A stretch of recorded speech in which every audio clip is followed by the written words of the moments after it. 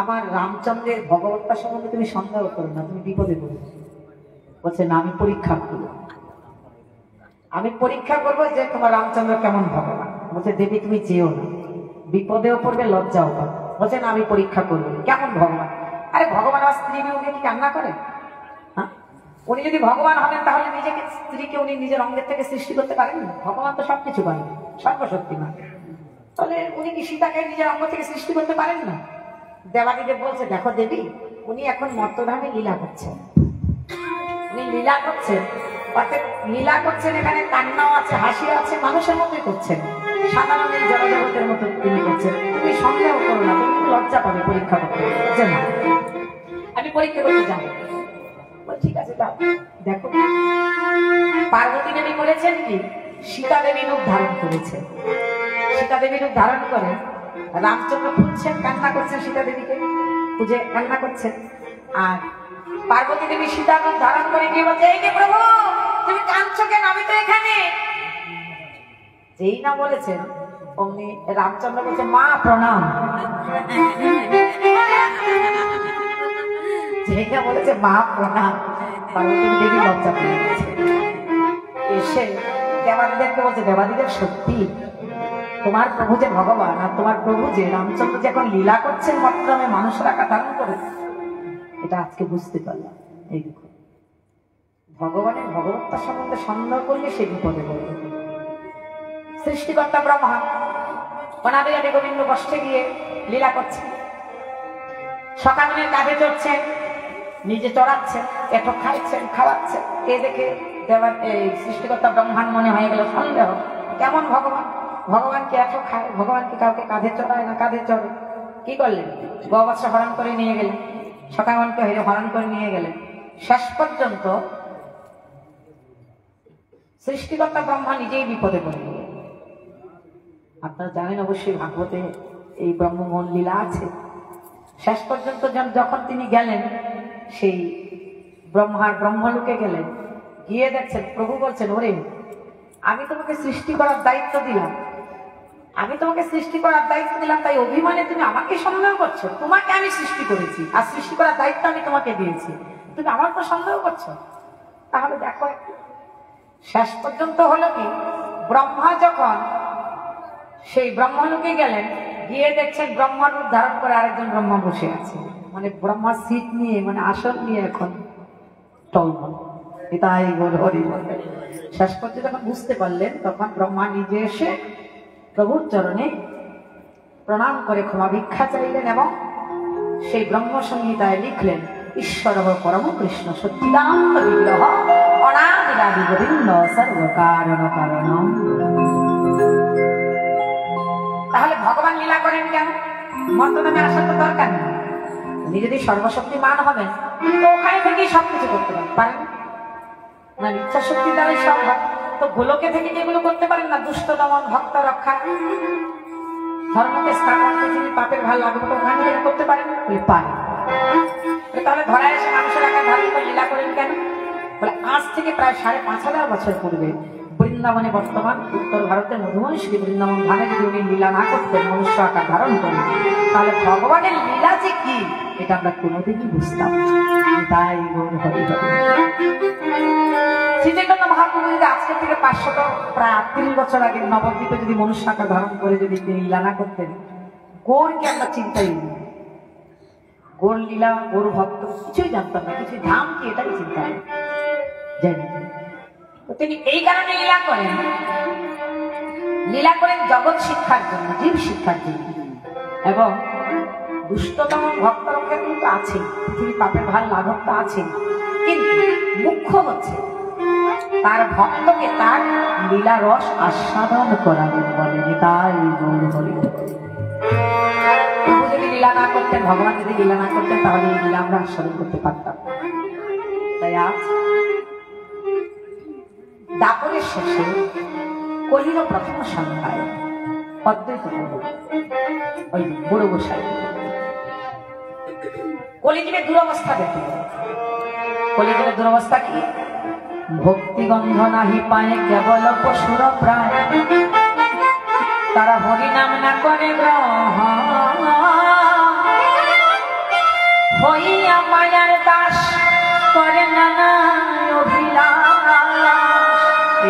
কলিযুগের দুরবস্থা। অসৎ কথায় শততম ভক্তি নেই, বিশ্বাস। এখন তো আমরা ধন্য কলিযুগে জন্ম নিয়েছি, আমাদের মতো ভাগ্য কি করেছে? যেই কলিযুগে শ্রীচৈতন্য মহাপ্রভু এসেছেন সেই কলিযুগে জন্ম নিয়েছে। রাধেশ্যাম, সব কলিযুগে কিন্তু গৌরাঙ্গ মহাপ্রভু আসেন না, মনে রাখবেন। সব কলিযুগে গৌরাঙ্গ মহাপ্রভু আসেন না, এই কলিযুগে এসেছেন। আবার কবে আসবেন জানেন? আবার 28, 27 কলিযুগ যাবে, সত্য ত্রেতা দাপর কলি, এভাবে 27 বার যাবে। তারপর 28 যে সত্য ত্রেতা দাপর যাবে, তার যে 28 কলিযুগ সত্য ত্রেতা দাপরের পরে যে কলিযুগ আসবে, ওই কলিযুগে আবার মহাপ্রভু আসবেন, গৌরাঙ্গ মহাপ্রভু আসবেন। এই কলিযুগে এসেছেন, আবার এই 27 কলিযুগের পরে 28 কলিযুগে আসবে। তাহলে আমরা কত ভাগ্য করে জন্ম নিয়েছি, যেই কলিযুগে গৌরাঙ্গ মহাপ্রভু জন্ম নিয়েছে সেই কলিযুগে আমাদের জন্ম হয়েছে। কিছু করি আর না করি অন্তত হরিনাম তো করতে হবে। দয়ার কলিযুগে জন্ম নিয়েছি, আর এই দয়ার কলিযুগে জন্ম নিয়ে বলি গৌর হরি চরণে যাদের রতিমতি হলো না, এই হরিনামে যাদের রতিমতি হলো না।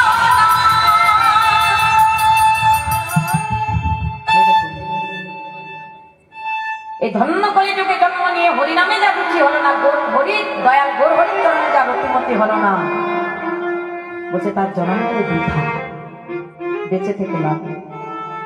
রাধেশ্যাম, লোচন বলে সেই পাপি এলো আর গেল। এহেন জন্মে যার রতি না জন্মিল, আর লোচন বলে সেই পাপি এলো আর গেল, তাকে পাপি বলছে। হরিনাম যার রুচি নাই, হরিনামে গৌর হরির চরণে যার ভক্তি হয়নি, ভালোবাসা হয়নি, তাকে পাপি বলছে। লোচন দাস বিশ্বাস করি কি বলছেন?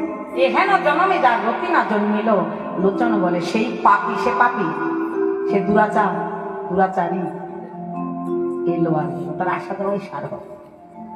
রাধেশ্যাম, তাই আজ অদ্বৈত প্রভু কলিযুগের এই দুরবস্থা দেখে ভক্তি নেই, বিশ্বাস নেই, মনে মনে ভাবছেন এই কলিযুগকে উদ্ধার করা আমার দ্বারা সম্ভব হবে না। কৃষ্ণ যদি পৃথিবীতে করেন অবতার, আপনি ভক্তি যদি করেন অপরাচার, আপনি আচরি ভক্তি যদি করেন অপরাচার, স্বয়ং ভগবান যদি ধরায় এসে কলিযুগকে ভক্তি প্রদান করেন, নিজে আচরণ করেন, তাহলে কলিযুগ উদ্ধার হবে, নইলে উদ্ধার হবে না। মনে মনে ভাবছেন ভগবানকে কি করে ধরায় আনা যায়, নইলে তো কলিযুগ উদ্ধার হবে না। মনে মনে ভাবছেন, এমন সময় একটা শ্লোক মনে পড়ে গেল, গৌতমীয় তন্ত্রের শ্লোক। কি? তুলসী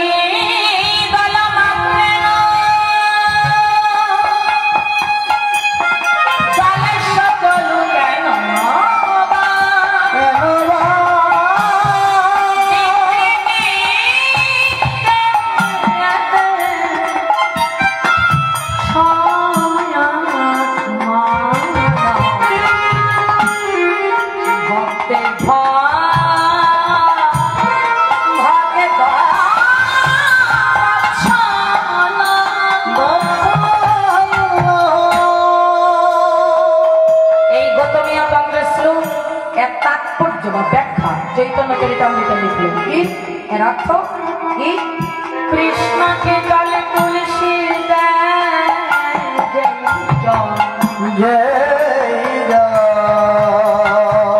তার বীর সুধিবারে কৃষ্ণ করে ভগবান বলেছেন, কোন ভক্ত যদি একটি তুলসী পত্র আর একটু গঙ্গার জল আমার কাছে অর্পণ করে, গঙ্গা জল তুলসী জলের বিনিময়, গঙ্গা জল তুলসী জল সমঘরে নাহি কিছু। ভগবান বলছেন, আমি অনন্ত কোটি ব্রহ্মাণ্ডের মালিক হয়ে আমার ভক্তের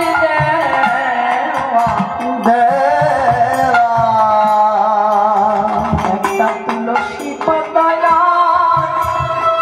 গঙ্গার জলের বিনিময়ে তাকে দেওয়ার মতো কিছুই পাই না, আমি সেই ভক্তের কাছে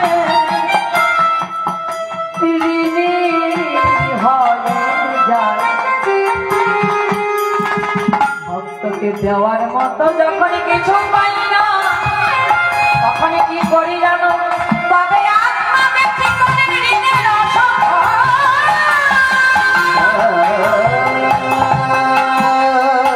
আমি সেই ভক্তের কাছে আমি নিজে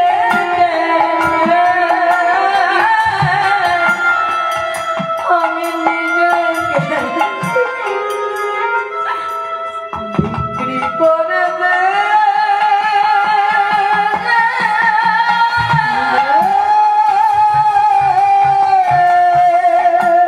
আমি সেই ভক্তের কাছে নিজেকে বিক্রি করে দে। প্রভু আমার যখন এই শ্লোক মনে পড়লে অমনি করলেন কি গঙ্গা জল তুলসী জল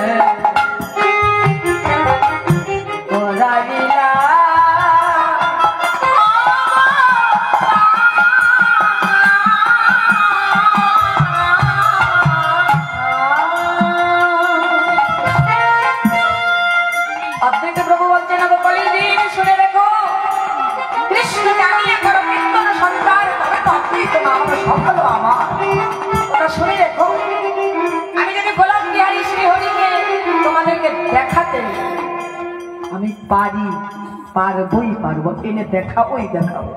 আমি যদি কৃষ্ণের দাস হয়ে থাকি আমি যদি কৃষ্ণের কিঙ্কর হয়ে থাকি তোমরা শুনে রেখো গোলক বিহারী শ্রীহরিকে এনে তোমাদেরকে দেখাবো।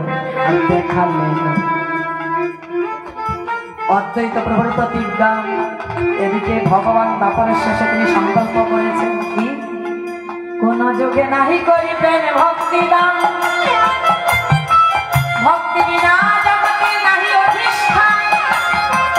ভগবান মনে মনে ভাবছেন সত্যতে তো দাপর যুগে যিনিকে ভক্তি দিয়েছে মুক্তি দিয়েছে ভোগ বাসনা দিয়েছে মুক্তি দিয়েছে যে পাপ করেছে পাপীকে সরাসরি নিধন করেছে কিন্তু আগত কলিযুগে পাপীকে মারব না পাপীর পাপকে মেরে পাপকে নিধন করে তাকে শুদ্ধ ভক্তে পরিণত তাই ভগবান মনে মনে ভাবছেন কি আগত কলিযুগে যোগধার প্রবর্তাইব নম সংকীর্তন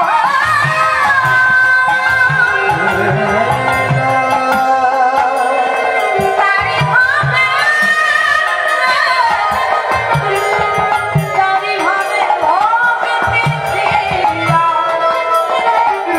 তারি ভাবে ভক্তি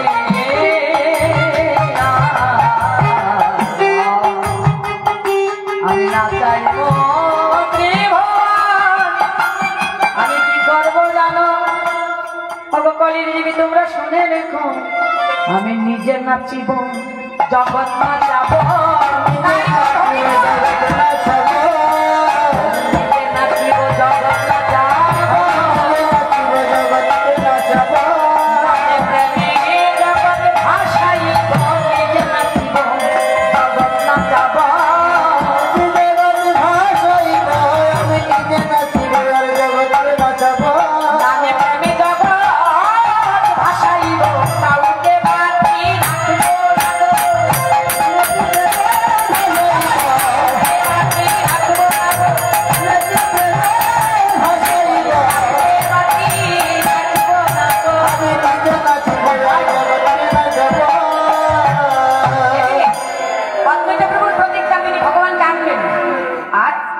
ভগবানের সংকল্প তিনি আসবেন বলি দুটা যখন এক হলো অদ্বৈত প্রভু প্রতিজ্ঞার ভগবানের সংকল্প যখন এক হলো কলির প্রথম সন্ধ্যায় ফাল্গুন মাসের দোলে পূর্ণিমা তিথি এই 29 তারিখ ঠিক এই তিথি সিংহ রাশি সিংহ লগ্নে শ্রীরাম নবদ্বীপে সুরধরি গঙ্গার তীরে আকাশে পূর্ণগ্রাস চন্দ্রগ্রহণ চতুর্দিকে উলুধ্বনি আর হরি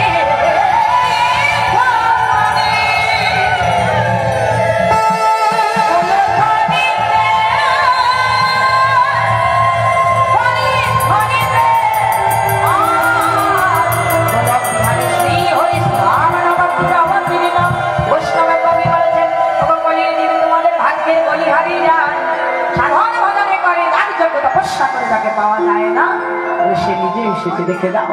বলে আই গোতরা আই গোতরা আই গোতরা আই গোতরা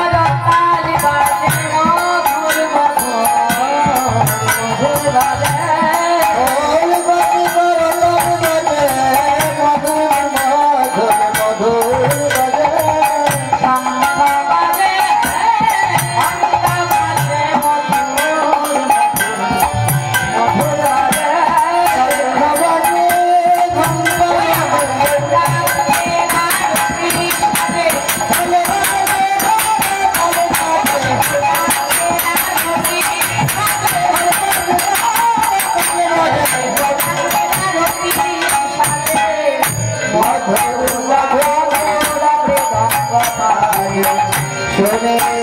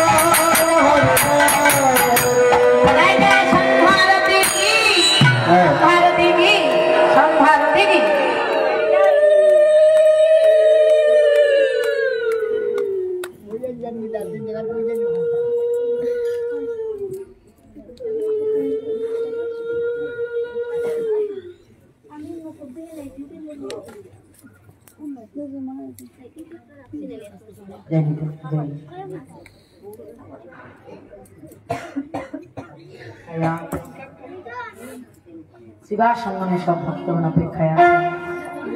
গৌরহরিও অপেক্ষায় কখন ভক্তরা ডাকবেন, শিবা সম্মানে ভক্তের অপেক্ষায় কখন গৌরহরি আসবে। আসেন আসেন, আমরা সবাই মিলে গৌরহরিকে শিবা সম্মানে আহ্বান করি। সবাই মিলে ডাকবে, কারো না কারো আহ্বানে তিনি অবশ্যই আসবেন।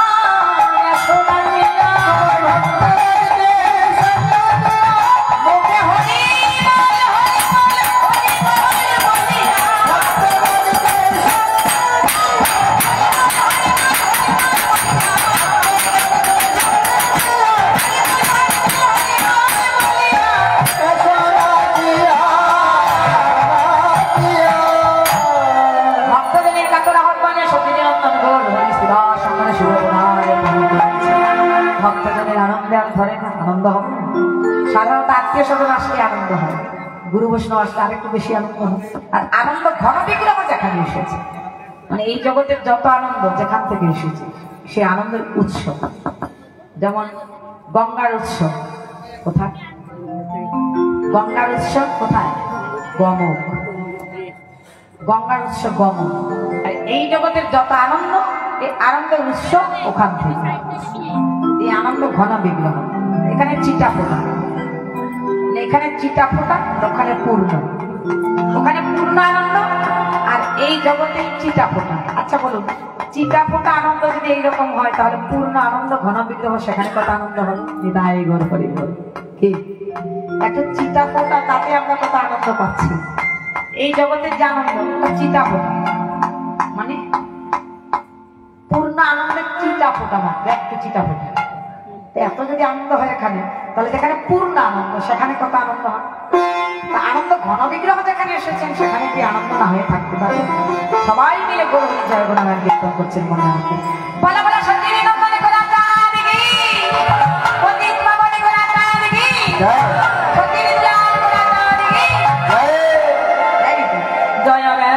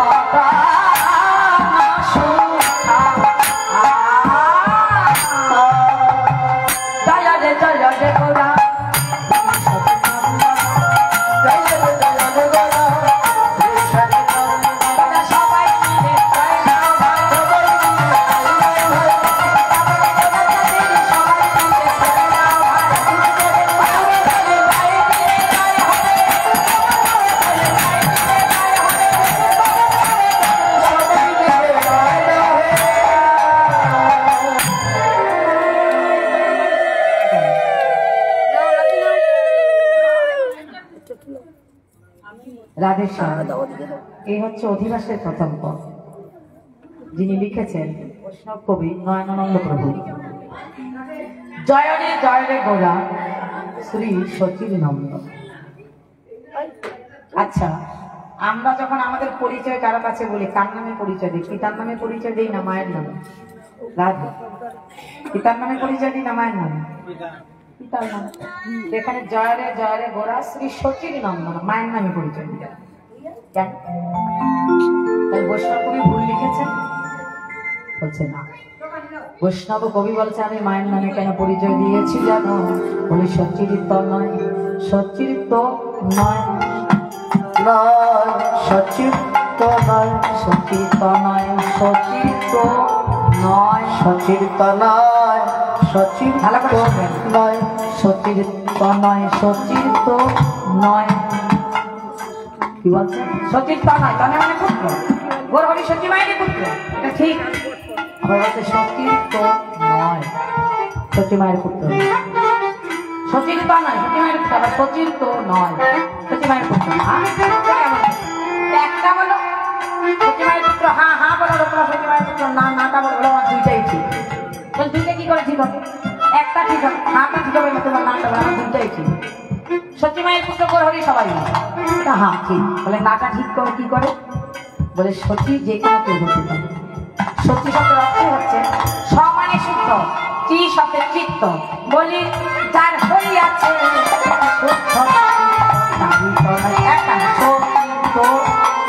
যার হইয়াছে শুদ্ধ চিত্ত সচিত মঙ্গল নটন শুভা মঙ্গল নটন শুভা কীর্তন আনন্দ শ্রীবাস কীর্তন আনন্দ শ্রীবাস মুকুন্দ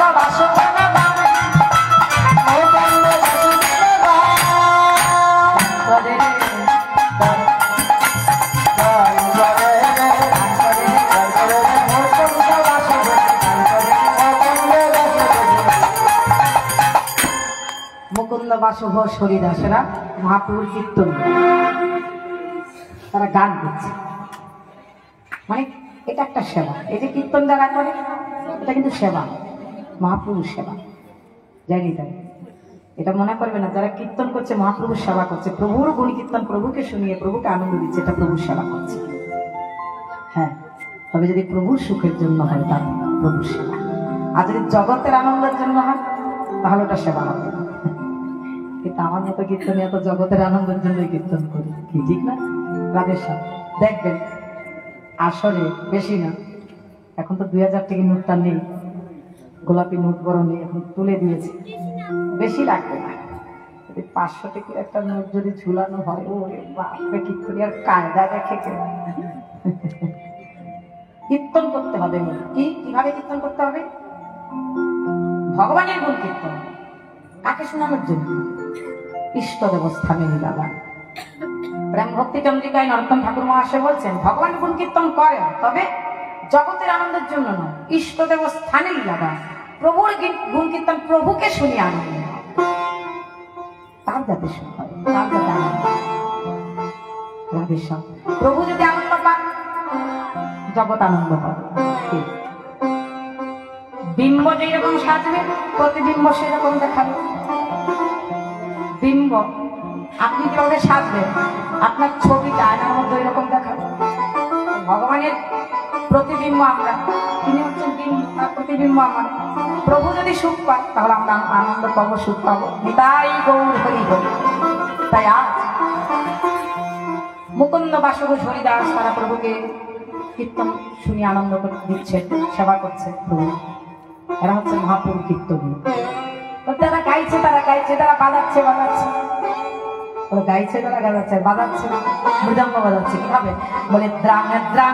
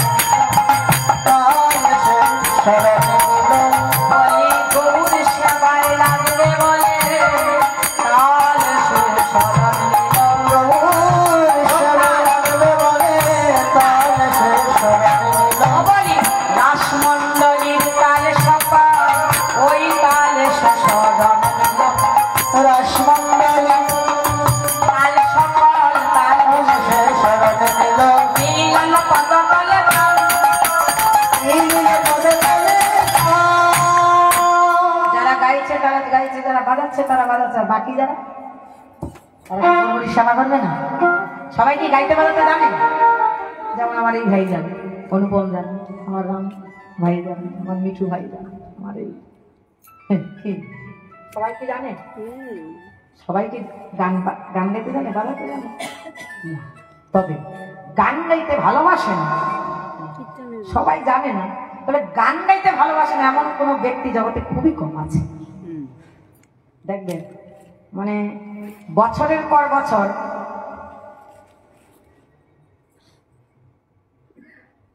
সেই গানের স্কুলে দৌড়াচ্ছে, কিন্তু গলাও ঠিক হচ্ছে না, তালও ঠিক হচ্ছে না। বেসুরা যে বেসুরা আমার মতো তাদের সব।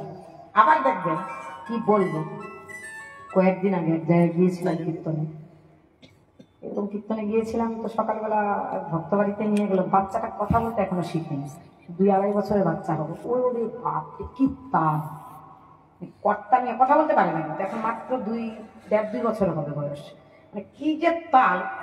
আচ্ছা বলুন তো এটা কে শিখিয়েছে? তো শিখিয়েছে এটা 2 বছরের বাচ্চা কি জানে তাহলে? ওটা পূর্বজন্মে করে এসেছে। এই যে এগুলো কেই জানবে না, অনেক জন্ম জন্মান্তরে স্বীকৃতির ফলে এই এটা পূর্বজন্মে করে এসেছে, এটা ভগবানের কৃপার দান। এই যে ভালো কণ্ঠ পাওয়া বা ভালো তাল, রাগরাগিনী জানা, সুরের জ্ঞান, তালের জ্ঞান, এগুলো ঈশ্বরী কৃপার দান, ভগবত কৃপার দান, এগুলো জোর করে হয়। দেখবেন অনেকে আছে মানে 50 বছর ধরে কীর্তন গাচ্ছে, কিন্তু ওই যে বেসুরে বেসুরে আছে, বেতালে আছে, ঠিক না? ঈশ্বরের কৃপা লাগে এবং পূর্বজন্মের স্বীকৃতি। তবে একটি কথা, যতই তাল থাকুক, যতই রাগরাগিনী জানুক, যতই সে কণ্ঠ তার ভালো হোক, যদি ভগবানের কোন কীর্তন না করে তাহলে গান গেয়ে লাভ। এই দেখুন, হরি কথা কও, হরি গুণ গাও, হরি নাম রসে সমর্থ রও, হরি নাম গীতি গাও, নীতি নীতি অন্য কোনো গীতি গেও না। নিতাই গৌর হরি হরি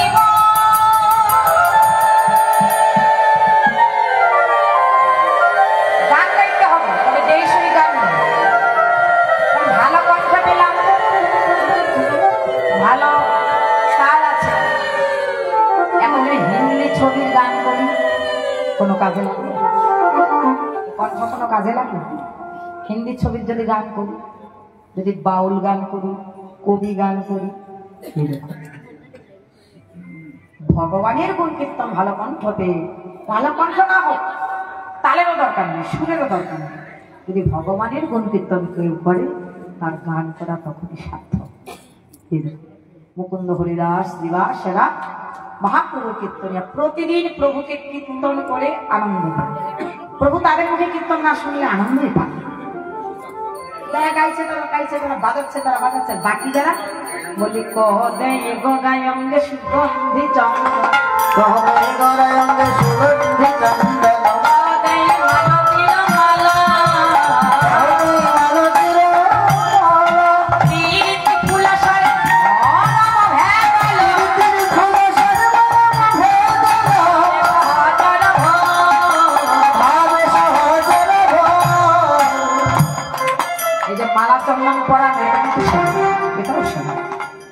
মানে ভগবত উদ্দেশ্যে যা কিছু হবে সবই সেবা। কেউ যদি ভগবানের জন্য একটু ফুল তুলে আনে ওটাও সেবা, কেউ যদি ভগবানের মন্দির ঝাড়ু পোছাও করে ওটাও সেবা, মানে ভগবত উদ্দেশ্য করতে হবে। কেউ যদি ভগবানের মন্দির ঝাড়ু পোছা করে ওটাও কিন্তু সেবা, কেউ যদি ফুল তুলে ভগবানের জন্য একটা মালা গাছে, ভক্তের জন্য মালা গাছে, ওটাও সেবা। কেউ গৌরহরিকে মালা পরাচ্ছে, কেউ চন্দন পরাচ্ছে। তো গৌরহরিকে যখন মালা চন্দন দিয়ে সাজিয়েছে, শিবাসম্মানে যত প্রকার ভক্তরা ছিলেন, এক প্রকারের তো ভক্ত না, বিভিন্ন প্রকারের ভক্ত, কেউ রাম ভক্ত, কেউ গরু ভক্ত, কেউ কৃষ্ণ ভক্ত। ভগবান গীতায় বলছেন অর্জুন, যে যথানাম প্রবদ্ধম তেতাং তথৈব ভজাম্যহম, যে আমাকে যেভাবে ভজনা করে তাকে সেভাবে আমি কৃপা করি। তো শিবাসম্মান অনেক প্রকারের ভক্ত, কেউ রাম ভক্ত, কেউ কৃষ্ণ ভক্ত, কেউ গৌর ভক্ত। যে যেমন ভাবে গৌরহরিকে ভাবছেন, গৌরহরি সেইভাবেই তাকে দর্শন দিচ্ছেন। বলেন হ্যাঁ কৃষ্ণ কেমন? যার মন যেমন, যার মন যেমন, যার যেমন নাম তার তেমন দর্শন। এই দেখুন প্রমাণ দেখুন, ভগবানকে যে যে ভাবে ভাবে ভগবান তাকে সেই রূপেই দর্শন দেয়। ভক্তমালায় আছে নামদেবজি রুটি তৈরি করছেন ভগবানের জন্য, রুটি বানাচ্ছেন। এখন রুটি বানিয়ে ভগবানের ভোগে রুটি বা অন্ন দিলে, অন্ন ভোগ বা রুটি ভোগ দিতে হলে একটু ঘি ছোঁয়াতে হবে। অন্নভোগ বা যদি রুটি দেন তাহলে একটু ঘি ছোঁয়াতেই হবে, নাহলে ওটা ভগবানের সেবার উপযুক্ত হয়। তো রুটি বানিয়েছেন, ঘি মাখাবেন, তারপরে ভোগ লাগাবেন। এমন সময় কোথা থেকে একটা কুকুর এসে আর একটা রুটি মুখে করে দৌড়িয়ে পাঠিয়ে যাচ্ছে। আর নামদেবজি করেছেন কি, ওই মানে ঘিয়ের কৌটা হাতে নিয়ে আর কুকুরের পেছনে পেছনে দৌড়াচ্ছেন আর বলছে, এই যে প্রভু প্রভু, আরে এখনো ঘি মাখানো হয়নি তো, আরে বাবা একটু ঘি মাখিয়ে দেই। ভোগ লাগানোর আগেই যখন তোমার খাওয়ার ইচ্ছে হয়েছে, ঘি মাখানোর আগে, আর একটু দাঁড়াও না, ঘিটা মাখিয়ে দেই তারপরে খাও। ভগবান আর ঠিক থাকতে পারলেন না, যে কুকুরের মধ্যে যে ভগবানকে দেখে সে কোন স্তরের ভক্ত।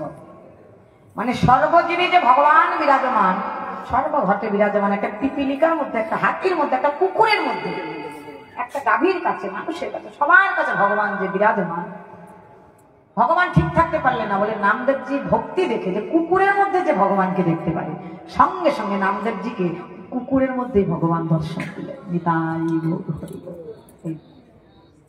তার শিবাসঙ্গনে যে যে প্রকারের ভক্ত গৌরহরিকে সেইভাবে ভাবছেন, যেভাবে ভাবছেন গৌরহরি সেভাবে দর্শন দিচ্ছেন। বলে কে কি ভাবছেন, কি ভাবছেন আর কি বলছেন আর কি দেখছেন? বলে কই কহত গোরা বল্লভ, বলি কহত গোরা জানকী বল্লভ, জানকী জানকী জানকী জানকী গৌর আমার সীতাপতি, জানকী জানকী গৌর আমার সীতাপতি, জানকী জানকী।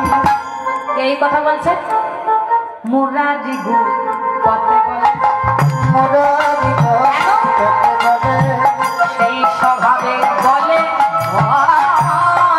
মুরারি গো পথে বলে। সেই স্বভাবে বলে মুরারি গো পথে বলে। কোন স্বভাব? সে ত্রেতা যুগস্থ স্বভাব। কেন? এ মুরারিকে, এ মুরারি গুপ্তার কেউ নয়, ত্রেতা যুগের বীর হনুমান। ত্রেতা যুগের বীর হনুমান, এজন বক্ষ চিরে দেখায় সীতারাম, সেই ত্রেতা যুগের বীর হনুমান। এজন দেখায় বক্ষ চিরে দেখায় রাম, ত্রেতা যুগের বীর হনুমান। ওই ত্রেতা যুগের যিনি হনুমান, হনুমান কিন্তু আজও আছেন, বিভীষণও আজও আছেন। হনুমান কোথায় আছে? আজও আছে, কিন্তু বেঁচে। কোথায়? তিন পুরুষ এখনো বেঁচে আছে। তো ত্রেতা যুগের হনুমান যিনি, কলিযুগ মুরারি গুপ্ত। তো মুরারি গুপ্তের ইষ্ট হচ্ছে কে? হনুমানের ইষ্ট হচ্ছে রাম, হনুমানের ইষ্ট হচ্ছে রাম। তো মুরারি গুপ্ত গৌরহরিকে রাম ভাবে ভাবছেন, আর গৌরহরির রাম রূপেই তাকে দর্শন দিচ্ছেন।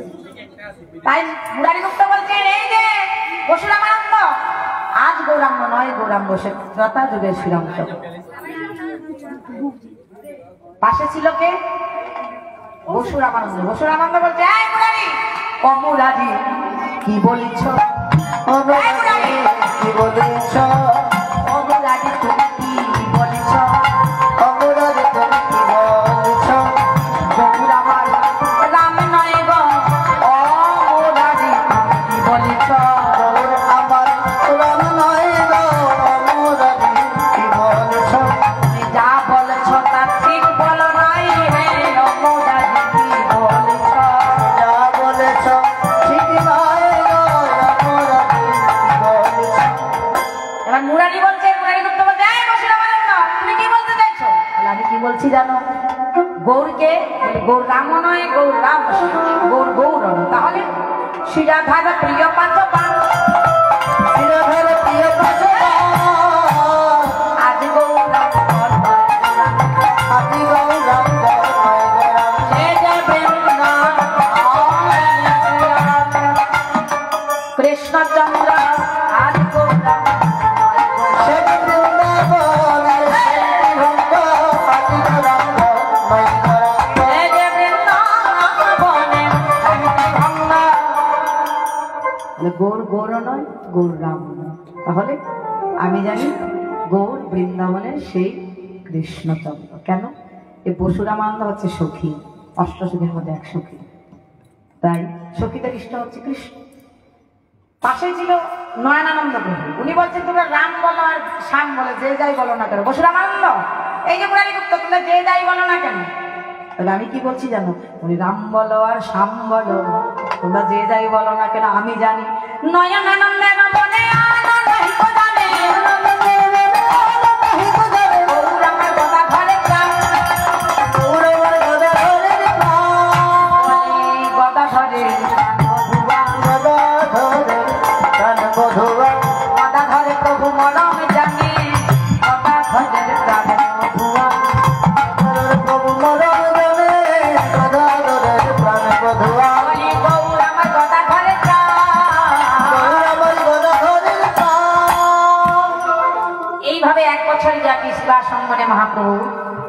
ভক্তদেরকে নিয়ে 1 বছর ব্যাপী পুরো কীর্তন করেছিলেন। তো কীর্তন কিভাবে করতেন জানেন? মানে গভীর রাত্রিবেলা ঘরের দরজা লাগিয়ে আবার অন্তরঙ্গ কয়েকজনকে নিয়ে। আমরা এক জায়গায় শ্রবণ করেছি, প্রভু আমার প্রতিজ্ঞা করে এসেছেন সবাইকে নাম দিবেন, প্রেম দেবেন। তো সবার জন্য যদি নাম প্রেম এনে থাকেন, তাহলে ঘরের ভেতরে আবার গভীর রাত্রে আবার অন্তরঙ্গ কয়েকজন আবার ঘরের দরজা লাগিয়ে কীর্তন করতেন কেন? বলে কীর্তনের রস এমন এক রস, হাজার হাজার শ্রোতার মধ্যে রসিকের মধ্যে যে একজন রসিক প্রবেশ করে, কীর্তনের রসটাই বেরস হয়ে যায়। তাই প্রভু সবাইকে ঢুকতে দিতেন। একদিন ঢুকেছিল। কে ঢুকেছিল জানি না, কাউকে ঢুকতে দিতেন না, বহিরঙ্গ কাউকে, ভক্ত ছাড়া কাউকে ঢুকেছিল একদিন। বলে কে ঢুকেছিল জানেন? যার বাড়িতে কীর্তন। কার বাড়িতে কীর্তন? শ্রীবাসের বাড়িতে। শ্রীবাসের শাশুড়ি, মানে শ্রীবাসের স্ত্রী হচ্ছেন মালিনী দেবী, মালিনী দেবীর মা শ্রীবাসের শাশুড়ি। ওই বুড়ি মনে মনে ভাবে প্রতিদিন ওরা ঘরের ভেতরে রাত্রিবেলা কি করে, আজকে চুরি করে দেবে। গভীর রাত্রিবেলা ঘরের দরজা লাগিয়ে 4-5 মিলে কি করে দেখবো। আচ্ছা, বুড়ি সন্ধ্যাবেলায় যেই ঘরে গৌরহরি কীর্তন করেন, ওই ঘরের কোনায় ছিল একটা ধানের টুঙি। টুঙি বোঝেন তো, যেখানে ধান রাখা হয়, ধানের গুঁড়ো। ওই টুঙির ভেতরে বুড়ি এরকম চুপ করে বসে আছে সন্ধ্যার থেকে। যেই না গভীর রাত্রিবেলা দরজা লাগিয়ে প্রভু কীর্তন আরম্ভ করেছেন, শিবাসকে বলছে, শিবাস ঘরের ভেতরে কোনো বহির্মুখী প্রবেশ করেছে, কীর্তন আনন্দ হচ্ছে, রসই হচ্ছে। শিবাস বলছে, না প্রভু কেউ ঢুকেনি। বলছে, না শিবাস, কীর্তনে আনন্দ হচ্ছে, নিশ্চয়ই কোনো বহির্মুখী ঢুকেছে। যে ঢুকে চোখে খুঁজে ঘর থেকে বের করে দাও। যেই না বলেছেন, বুড়ি ধানের টুঙিতে শব্দ করতেছে। শিবাস কি করলেন? মহাপ্রভুর আনন্দের জন্য, গৌরহরির আনন্দের জন্য নিজের শাশুড়ি মাকে ঘর থেকে বের করে জানি। তাই আজকে যার বাড়িতে কীর্তন, ওনার শাশুড়ি মা এসেছেন তো? তোমার মা এসেছে? আসে নাই? ভাগ্য ভালো। আচ্ছা, তখন যার বাড়িতে কীর্তন, কীর্তনিয়া যদি বলে, এই যে কই গৃহকর্তা কই, তোমার কর্তা কই? এখন কর্তা বাবুকে যদি বলা হয় আপনার শাশুড়ি মা যদি বাড়িতে থাকে, তাহলে কিন্তু কীর্তনের রস হবে না, শাশুড়ি মাকে ঘর থেকে বের করতে হবে। ওই শাশুড়িকে বের করার আগে আপনি বেরিয়ে যান। উত্তরটা এটাই আসবে নাকি? উত্তরটা এটাই আসবে যে আমার শাশুড়িকে বের করার আগে কীর্তনিয়াকে বের করে দেবেন আপনি। কিন্তু গৌরহরিকে, মহাপ্রভুকে কেমন ভালোবাসে শিবাস, যে প্রভুর আনন্দের জন্য শিবাস কোনো দিকে তাকালেন না, শিবাস নিজের শাশুড়িকেই ঘর থেকে বের করে। এখানে একটা শিক্ষা দিল, যারা কীর্তন আনন্দে ব্যাঘাত ঘটায়, কীর্তন আনন্দের রসে ব্যাঘাত ঘটায়, তাদেরকে কীর্তন আসর থেকে বের করে দিলেও কোনো অপরাধ হয় না।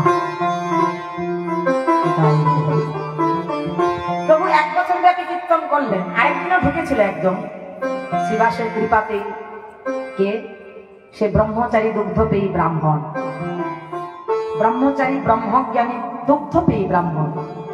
ওনাকে প্রভু প্রথমে বের করে দিয়েছিলেন, তারপরে আবার শিবাসের কৃপা এসেছিল বলে, ভক্তের কৃপা পেয়ে গেছিল বলে প্রভু আবার তাকে পরে কৃপা করেছিলেন। দেখুন, হরিনাম এমন এক নাম, এই নাম, এই রস ব্রহ্মচারীও যদি হয়, ব্রাহ্মণও হয়, দুগ্ধপেয়ী হয়, আজীবন যদি অন্ন গ্রহণও না করে ফলাহারী হয় আর দুগ্ধপেয়ী হয়, ব্রহ্মজ্ঞানী ব্রাহ্মণ হলেও সেও এই রসের অধিকারী হতেও পারে, নাও হতে পারে। কীর্তনের রসটা সম্পূর্ণ। তাই আজ প্রভু মনে মনে ভাবছেন, এভাবে ঘরের ভেতর কীর্তন করলে তো কলিযুগ উত্থান হবে না। আমি প্রতিজ্ঞা করে এসেছি সবাইকে নাম রাখতে। নিত্যানন্দ প্রভুর হাতে ধরে অদ্বৈতাচার্যের গৃহাভিমুখী রওনা হলে, বলি একদিন প্রভু হাসি অদ্বৈত মন্দিরে আসি,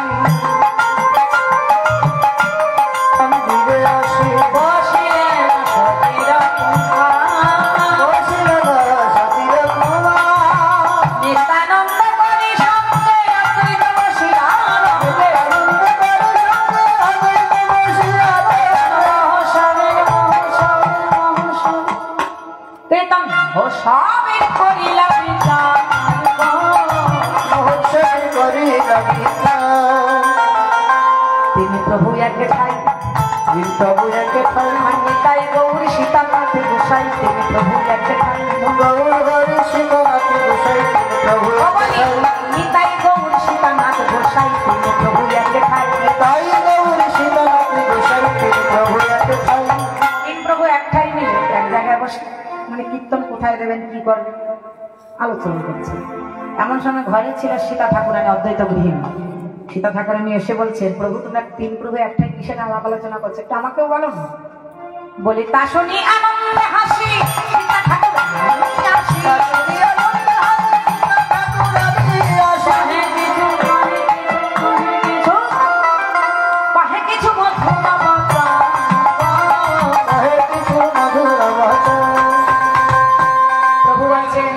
মহাপ্রভু বলছেন মা সীতা আমরা নাম যজ্ঞ দেব, এই নাম যজ্ঞের বিধান কিভাবে করতে হবে সেই বিধান আমি তোমার কাছে বলছি, ওইভাবেই নাম যজ্ঞ করতে হবে। বলে তা শোনে আনন্দ,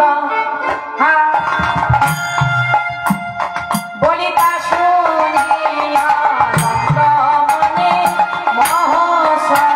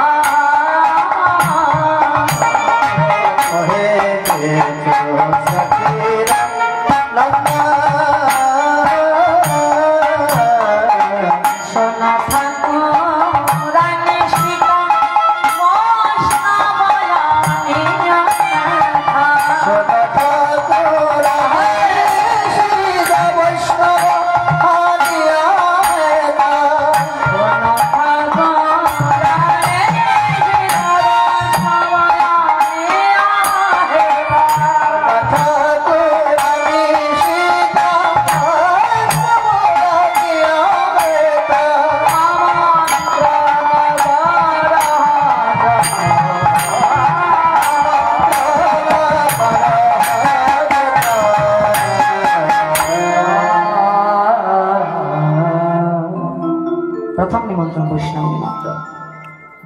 তারপর বলি যে বাজায় আমন্ত্রণ করো তাই, যে বাজায় আমন্ত্রণ করো তাই, পৃথক জনে জনে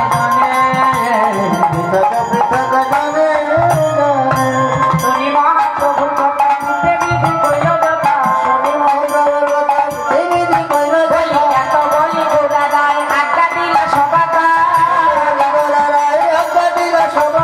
বৈষ্ণব কর হয় আমন্ত্রণ, বলি খোল কর কালো লইয়া পুরা চন্দন দিয়া,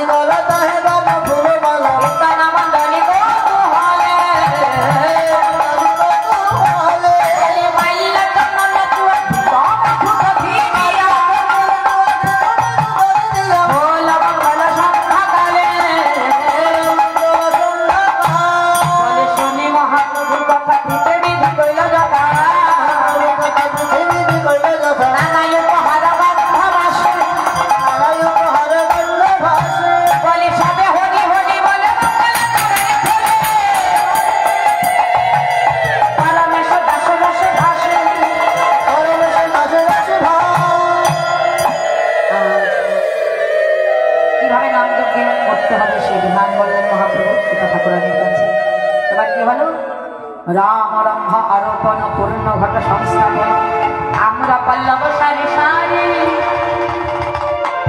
আম পাতার মালা দেননি, রাত্রি বানিয়ে দেবেন আম পাতার মালা, আমরা পল্লব সারি সারি। সবাই এসেছেন, বৈষ্ণব এসেছেন, কীর্তনিয়া এসেছেন, ব্রাহ্মণগণ এসেছেন, নারীরা এসেছেন। কীর্তনিয়া ব্রাহ্মণগণ কি করছেন? বৈষ্ণবগণ হরিধ্বনি করছেন, আর ব্রাহ্মণগণ কি করছেন?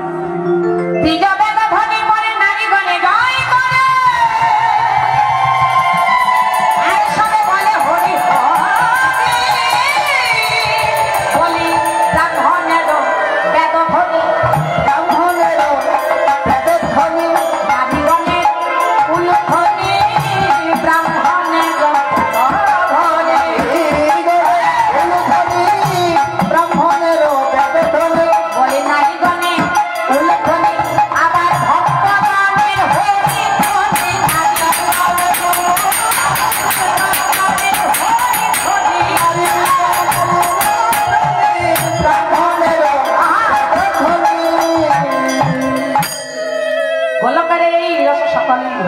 বসে আরম্ভিল চৈতন্য কীর্তন।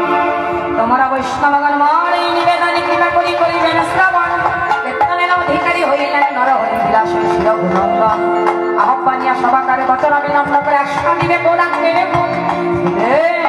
চৈতন্য নাম শ্রী নিত্যানন্দ ধাম গুণগান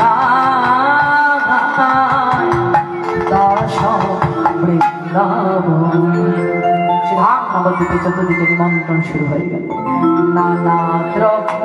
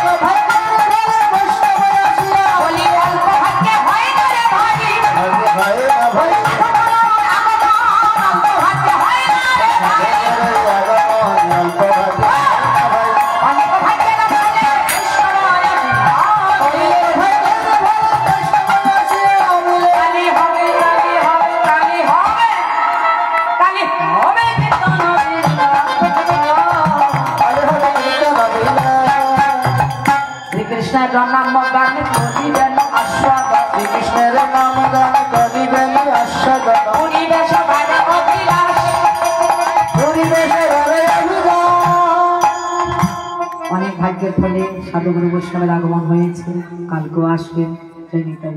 তাহলে কীর্তন যজ্ঞদাতার প্রতি আমার একটা বিশেষ অনুরোধ থাকবে।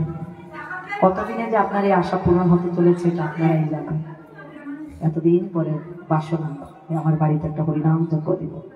দেখুন সার্বজনীন কীর্তনের ব্যাপারটা আলাদা, তখন 10 জনের একটা মতামত থাকে, কিন্তু এটা আপনার বাড়িতে হচ্ছে পূর্বপুরুষের তাদের কল্যাণের জন্য, পৃথিবীর কল্যাণের জন্য, বিশ্বের কল্যাণার্থে এই হরিনাম যজ্ঞ। তো আপনারা যদি শুধু হরিনাম, এই নাম যজ্ঞ মানে শুধু নামই হওয়া যায়, এটা আমি বিশেষভাবে নামের সংকল্প যখন হয় না, নামের সংকল্প করতে হলে এরকম হবে। নামের সংকল্প করতে হলে 2 দিন কিন্তু কীর্তন দিতে হবে। একদিন শুধু নাম অষ্টম প্রহর আর অষ্টম প্রহর লীলা কীর্তন। নামে লীলা সংকল্প যদি করতে যান তাহলে 2 দিন কীর্তন দিতে হবে। আর অষ্টকালীন যদি শুধু লীলা কীর্তন করতে যান তাহলে লীলা কীর্তনের দল কোথায়? সবই তো নাম কীর্তনের দল। এখানে আমরা হয়তো দলে কি হবে, শুধু নাম রাখবেন। কত ভাগ্যের ফলে আপনার বাড়িতে হরিনাম যজ্ঞ হচ্ছে। যদি শুনতে হয় কিছু, কি শুনবো? আমরা পূর্ণার দিন শুনবো। আমি বিশেষভাবে অনুরোধ রাখবো, পূর্ণার দিন যা শোনার শুনবো। কীর্তনের মধ্যে অন্য কোনো গান দিয়ে বা অন্য কোনো এই সেই জগজাগতিক কথাবার্তা দিয়ে এই হরিনাম যজ্ঞের মর্যাদা নষ্ট করবেন না। এবং অনেক ভাগ্যের ফলে আপনার বাড়িতে এই হরিনাম যজ্ঞ হচ্ছে, নাম যজ্ঞকে আপনারা নাম যজ্ঞের মর্যাদা নষ্ট করবেন না, বিশেষভাবে প্রার্থনা রাখছি। শুধু নাম হবে, যা শুনবেন পূর্ণার দিন শুনবেন। আর কি শোনা চাই? শুনছেন না? আছে পূর্ণার দিন শুনবেন, যাই না, এটা আমি বিশেষভাবে অনুরোধ রাখবো। শুধু নাম, নাম রেখে এবং লীলা কীর্তনের বিধান নেই। সার্বজনীন ব্যাপারটা আলাদা। সার্বজনীন কীর্তনে কি হয় জানো? এই রাত তো 12টার পরে আসলে কোনো শ্রোতা থাকে না, শ্রোতা রাখার জন্য এগুলো করা হয়। আপনি কি শ্রোতা রাখার জন্য বাড়িতে কীর্তন দিচ্ছেন না? কি পূর্বপুরুষের মঙ্গলের জন্য নাকি? আপনার মঙ্গলের জন্য, আপনার পরিবারের মঙ্গলের জন্য, বিশ্বের কল্যাণার্থে। নাম বিনা কলিকালে আর নাহি ধর্ম, সর্বশাস্ত্রের সার নাম, এই শাস্ত্র মর্ম। এটা চৈতন্য চরিতামৃত বলছে। হরিনাম হরিনাম যজ্ঞ হরিনামের মধ্যে শাস্ত্রীয় আলোচনাও চলে হিসাবে নামকে মুখ্য, নামই মুখ্য। যেমন নামের পরে আর কিছু হয় না, নামের উপরে আর কিছু হয় না। দেখুন দুধ থেকে কি হয়? দই হয়, দই থেকে মাখন হয়, মাখন থেকে ঘি হয়। দুধের সার কি? ঘি। দুধ থেকে দই, দই থেকে মাখন, মাখন থেকে ঘি, ঘি থেকে আর কিছু করা হয়? কিছু বানানো যাবে? দুধ যদি আপনি দই করেন, দই মন্থন করে মাখন হবে, মাখন থেকে ঘি হবে, ঘি থেকে কিছু হবে? যেমন দুধের সার হচ্ছে ঘি, তেমনি সর্বশাস্ত্রের সার নাম। বিশেষভাবে অনুরোধ রাখছি, বাকিটা আপনাদের জানি। শ্রীকৃষ্ণ চৈতন্য চন্দ্র বলরাম নিত্যানন্দ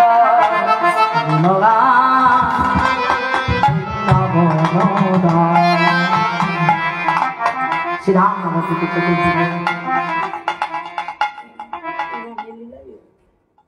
পরে বলছি। শ্রীরাম নবদ্বীপে চতুর্দিকে জয় জয় জয় বলি জয় জয়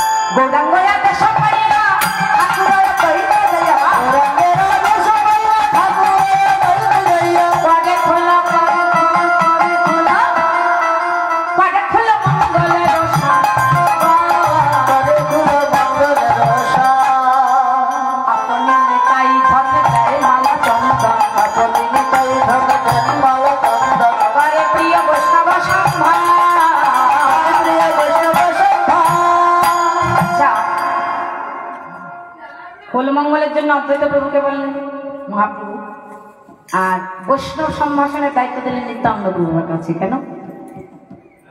বৈষ্ণবের চরণে যদি হয় ক্ষুদ্র অপরাধ মহা মহাভজনেতে পড়ে যায়, বা কোন বৈষ্ণবের চরণে ভক্তের চরণে যদি অপরাধ হয় জানাতে কিংবা অজানাতে, তাহলে কি হয় জানেন? বৈষ্ণব অপরাধ হওয়া মাত্র পূর্বজন্মের স্বীকৃতি পূর্ণ সব পলকে নষ্ট হয়ে যায়।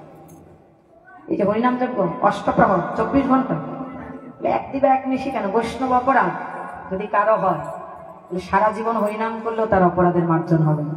যার কাছে অপরাধ, এমনকি ভগবান পর্যন্ত তাকে ক্ষমা করেন না। যার কাছে অপরাধ সে যদি তাকে ক্ষমা না করে যাই দিতে।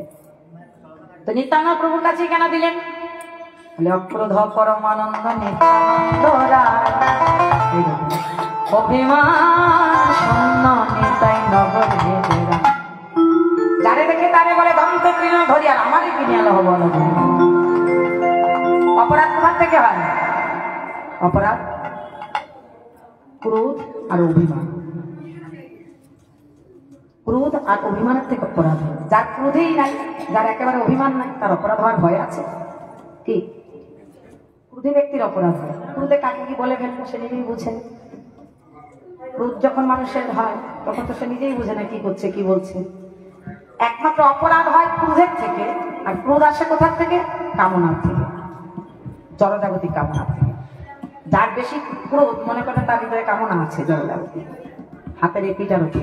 কামনা না থাকলে কখনো ক্রোধ আসবে না। জড়জাগতিক কামনা একটা পারমার্থিক জগতের কামনা, সেটা আমাদের জড়জাগতিক যদি কামনা থাকে, কামনা থাকলেই ক্রোধ আসবে, তা বলতে হবে না। যদি বলেন নাই, অবশ্যই মানব না। জড়জাগতিক যদি কামনা হৃদয়ে থাকে ক্রোধ আসবে। ক্রোধ কখন হয়? কামনা ব্যাহত হলে ক্রোধের সৃষ্টি হয়, এটাই তো। ক্রোধ কোথা থেকে থাকে? আসে কামনা ব্যাহত হয়। মানে ক্রোধ আছে মানে তার হৃদয়ে জগজাগতিক কামনা আছে। আর ক্রোধ হলেই তার অভিমান, অভিমান থেকে ক্রোধ হয়, অভিমান থেকে ক্রোধ হয়। অভিমান আর ক্রোধ থাকলেই তার অপরাধের ভয় আছে। যার হৃদয়ে একেবারে অভিমান নাই, যার হৃদয়ে ক্রোধই নাই, আর অভিমান নাই তো কেউ কিছু বললেও তো সে একটু কিছু নড়াচড়া করবে না, তার অপরাধ হবে কোথা থেকে? যার হৃদয়ে অভিমান নেই সে তো নিজেকে দীনহীন জ্ঞান করছে, অভিমান নেই, অপরাধ হবে কোথা থেকে? আর যার ক্রোধ নাই, একেবারেই নাই, ক্রোধ নাই তো যে যা বলবে অপরাধ হবে কোথা থেকে? নিত্যানন্দ প্রভু অক্রোধ পরমানন্দ নিত্যানন্দ রায় অভিমান শূন্য নিতাই নগরে বেড়ায়। যার ক্রোধ নেই, অভিমান নেই। কার? নিত্যানন্দ প্রভু। বৈষ্ণব সম্ভাষণের দায়িত্ব দিলেন নিত্যানন্দ প্রভুর কাছে। কারণ বৈষ্ণব চরণে যদি অপরাধ হোক তাহলে হরিনাম জপ করবেন, ভজন সাধনই নষ্ট হয়ে যায়। তাই আবার কি করলেন? শুভ দিবসে বলি গোবিন্দ মৃদঙ্গ লইয়া বাজায় তাতা থইয়া থইয়া, লইয়া বাজে তাতা থইয়া বাজায় তাতা থইয়া, তাতা থইয়া, তাতা থইয়া তাতা থইয়া, তাতা থইয়া, তাতা থইয়া ঘিঘি থইয়া, ঘিঘি থইয়া, তাতা থইয়া, তাতা থইয়া, ঠিকই থইয়া ঠিকই থইয়া তাতা থইয়া ঘিঘি থইয়া, ঘিঘি থইয়া, তাতা থইয়া, তাতা থইয়া, ঠিকই থইয়া ঠিকই থইয়া তাতা থইয়া তাতা থইয়া তাতা থইয়া। থইয়া মানে রাখিয়া। বলে কি কি কি থইয়া? তাতা থইয়া। কি কি? বলে কামনা বাসনায়া দি তাতা থইয়া, তাতা থইয়া, কামনা বাসনায়া দি তাতা থইয়া কামনা বাসনায়া। কোন কামনা? কামনা কিন্তু দুই প্রকার, একটা পারমার্থিক জগতের কামনা আর একটা জগজাগতিক কামনা। কোন কামনা? সংসারে কামনা বাসনা থইয়া, তাতা থইয়া, তাতা থইয়া, কামনা বাসনা থইয়া তাতা থইয়া তাতা থইয়া কীর্তন কর সরল হইয়া, কর সরল হইয়া কামনা বাসনা থইয়া, কীর্তন সরল হইয়া। কামনা বাসনা থইয়া কীর্তন সরল হইয়া। এই যে বিলম্ব বলতে এই যে যারা এসেছেন বা যারা আসেন নাই, ঘরে বসে শুনছেন, শুনে রাখুন, কালকে থেকে যে হরিনাম যজ্ঞ হবে, আজকে এসেছেন কালকে তো অবশ্যই আসবেন। তো কীর্তনে যখন আসবেন সংসারে কোনো জগজাগতিক কামনা বাসনা ছেলে দাও, মেয়ে দেয় যে প্রভু তোমার নাম শুনতে এসে তোমার কাছে মানুষ করে গেলাম, আমার যদি নাতি হয় এই দেবো, আমার ছেলের বিয়েটা ভালো জায়গায় হোক, মেয়ের বিয়েটা হোক, ছেলের চাকরিটা হোক, এরকম জগজাগতিক কোনো কামনা নিয়ে আসবেন না এখানে।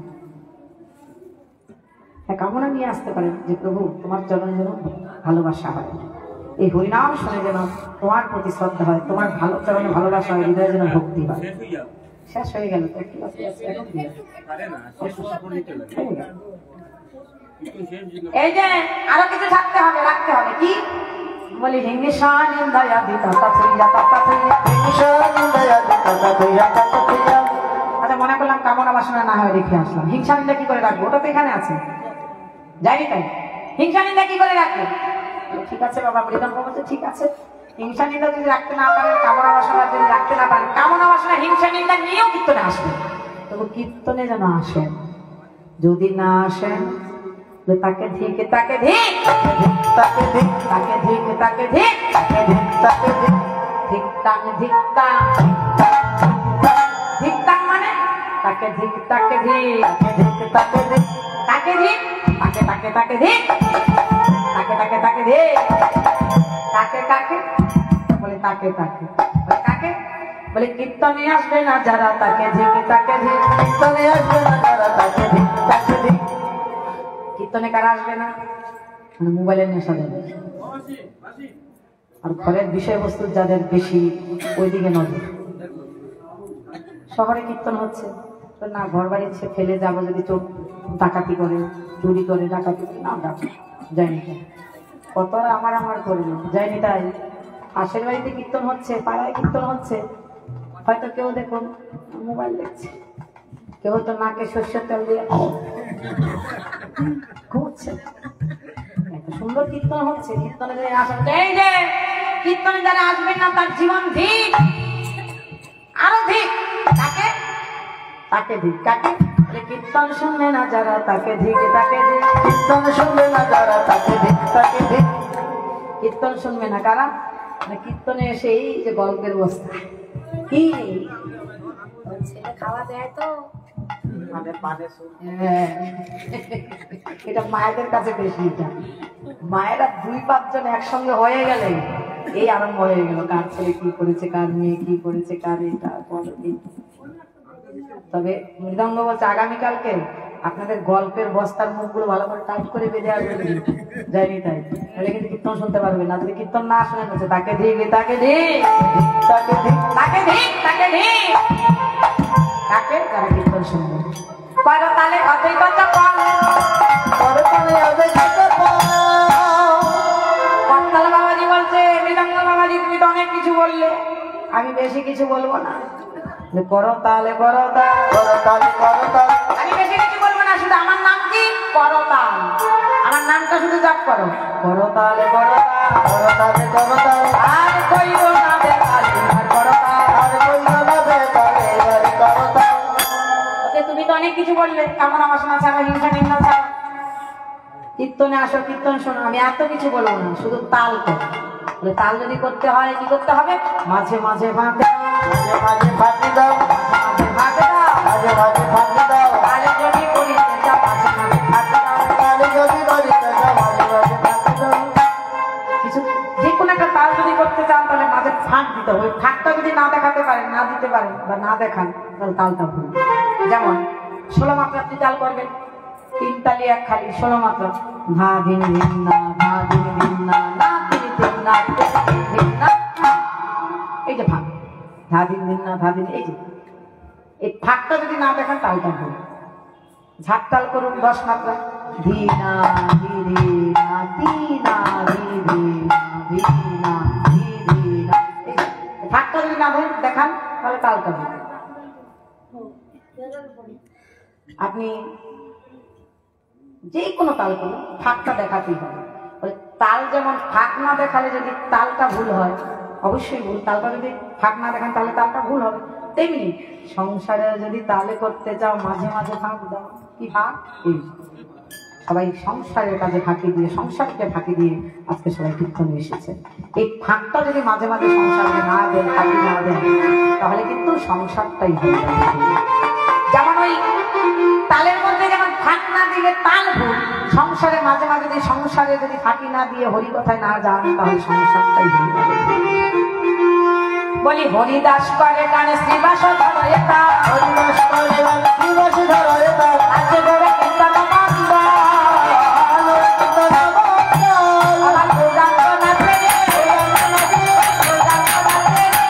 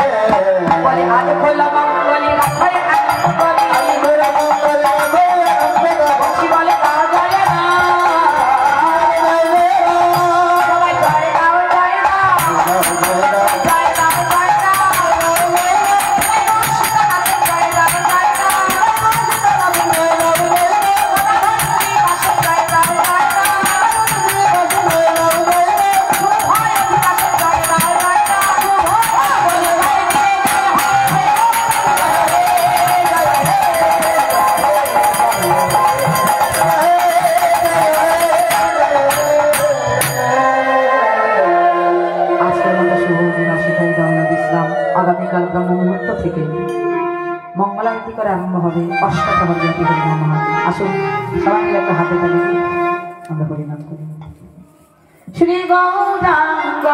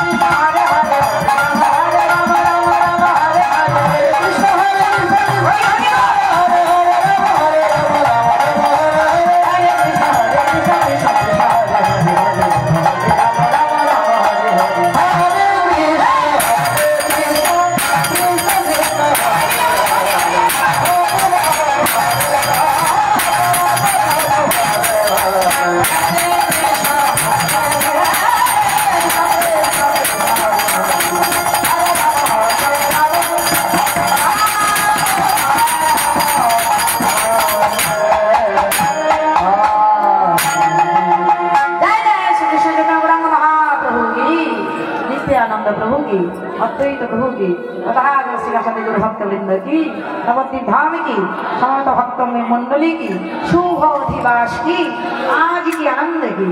जय जय श्री राधे श्याम निताय गुरु।